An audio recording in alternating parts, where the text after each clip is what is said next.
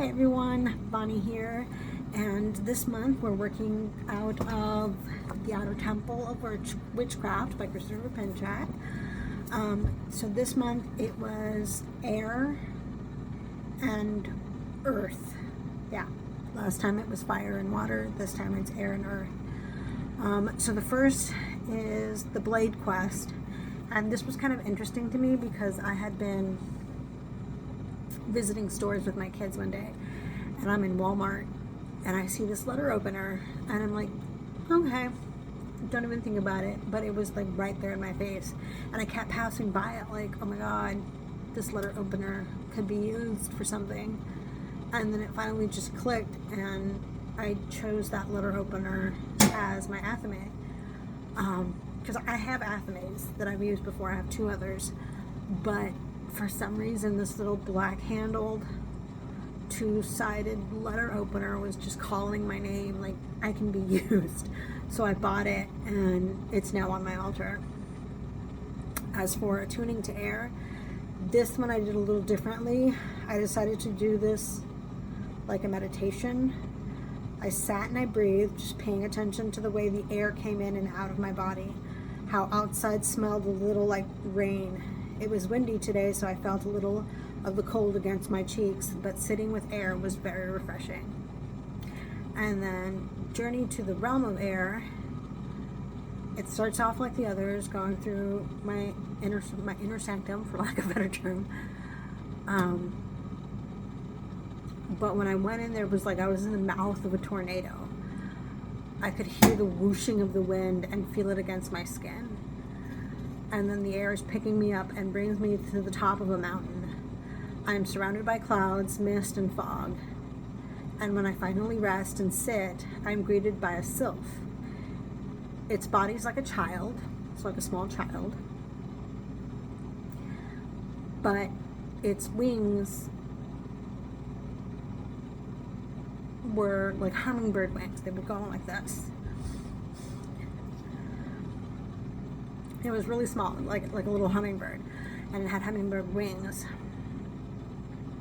I reached out and it alighted on my hand, and very gently I barely felt it. And when I asked if it was my guide, it jumped off my hand and flitted around my head. I thanked it and it flew off in the distance. So when I was invoking and banishing, this same little sylph came and flitted around my head during the whole invocation, just flying around in my head, kind of like in the cartoons where they get hit in the head and they see either birds or stars flying around their head. That's pretty much what I was experiencing. Now for Earth, your quest was for stones. Now, in one of my grab bags from the witchy shop, there was this huge, like this big chunk of quartz crystal, and and it was just like perfect. I've been using it for a couple days, or not a couple of days, a couple weeks, and I could feel the energy. It's a great amplifier. I love it to pieces, and I'm very fond of clear quartz. That was like the first foray into crystals was clear quartz. So like my first stones were quartz, agate, and peacock ore and hematite, and I still have them from when I was 10 years old and I went to Inner Space Cavern in Texas. I want to say it's in Georgetown, but it could be Galveston. I think it's in Georgetown. But yeah, I still have those stones. So stones, I really connect with the earth in that way. So as for the attunement, it called to be out in nature. I am aware that my body needs rest. This past year I've been in survival mode, and I think now when I'm finally letting go, I'm finally letting go. I walked in the rain and smelled the dirt around me. It's been raining for the past few days, on and off, and I just could feel peace for good things to come. as for my journey to the realm of earth, this time it was like a dark tunnel, like a cave almost. Even though it was dark, I was not afraid. I could feel damp earth under my feet and smell it. I could smell that damp earth. When I reached the end of the tunnel, I was greeted by a large green forest.